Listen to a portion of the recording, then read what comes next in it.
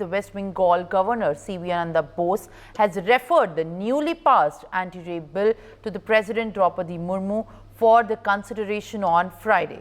The development came a day after the top official criticized Mamata Banerjee's led administration for failing to send the necessary technical report along with the bill.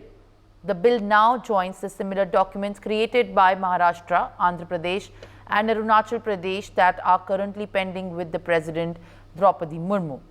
West Bengal Assembly had on September 3rd unanimously passed the Aparajita Women and Child West Bengal Criminal Laws and Amendment Bill 2024 that seeks the capital punishment for rape convicts if their actions result in the victim's death or leave her in a vegetative state, and life sentence without parole for other perpetrators. Well, joining me on this broadcast at this point of time is my colleague Renik. Renik, very good morning to you. As we can understand that now, for the assent of the President, the Aparajita bill, which was passed unanimously in the West Bengal Assembly, has now been also pending with the President after West Bengal Governor has referred to the bill to the President.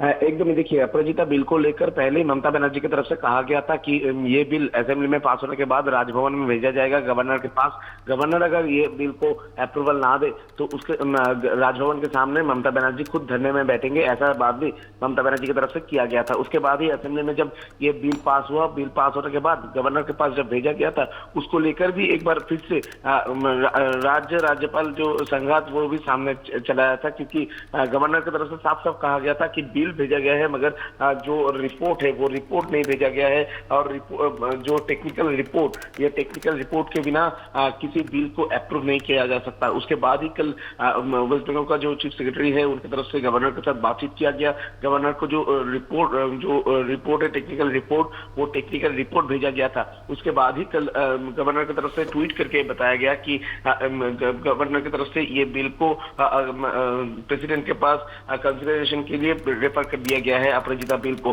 मगर दूसरी तरफ governor का ये tweet में 2-3 part भी add किया गया है, जिसमें गवर्नर की तरफ से एक तरफ जब वेस्ट बंगाल गवर्नमेंट की तरफ से जो लापरवाही हुआ था ये रिपोर्ट भेजने के लिए, टेक्निकल रिपोर्ट भेजने के लिए, उस बारे में भी चर्चा किया गया है। दूसरी तरफ ममता बनर्जी की तरफ से जो राजभवन के सामने धरने में बैठने का बात बोला गया था, उसको लेकर भी गवर्नर की तरफ से बोला गया है। गवर्नर की तरफ से ये भी कहा गया है कि एक सीएम होने के नाते ममता बनर्जी का इस तरीके का जो बयान, ये बयान शोभा नहीं पाता है, ऐसा भी गवर्नर की तरफ से कहा गया है। दूसरी तरफ गवर्नर की तरफ से ये भी कहा गया है कि प्रेसिडेंट के पास ये कंसिडरेशन के लिए बिल भेजा गया है। दूसरा बिल जैसे प्रेसिडेंट के पास रहता है वैसा ही वेस्ट बंगाल का बिल भी अभी प्रेसिडेंट के पास ही अभी है। तो अभी देखना होगा कि ये जो बिल को लेकर और भी जो राजनीति सामने आता है कि नहीं, राजनीति में ममता बनर्जी कोई स्टेप लेता है कि नहीं। दूसरी तरफ गवर्नर की तरफ से ये जो बिल भेजा गया है, इसको लेकर टीएमसी का स्टैंड पॉइंट क्या रहेगा। दूसरी तरफ प्रेसिडेंट के पास ये जो बिल पहुंचा है, ये बिल कब तक कंसिडर होकर आएगा, इसको लेकर भी टीएमसी की तरफ से कोई मूवमेंट किया जाएगा कि नहीं, इस बारे में भी अभी नजर रखना पड़ेगा। क्योंकि ये अपराजिता बिल को लेकर पहले दिन से ममता बनर्जी बयान दे रहे थे। ममता बनर्जी की तरफ से ये भी बोला गया था कि अगर बिल पास नहीं होगा तो हम लोग प्रोटेस्ट में उतरेंगे। तो इस बिल के ऊपर ही पूरा राज्य का नजर है, क्योंकि एक तरफ जब डॉक्टर्स का प्रोटेस्ट चल रहा है, इस तरीके का घटना के बाद लगातार आम लोगों का भी प्रोटेस्ट जारी है। उसी सिचुएशन पर अपराजिता बिल को लेकर क्या डिसीजन होता है अगले दिन, इसके ऊपर ही नजर रहेगा।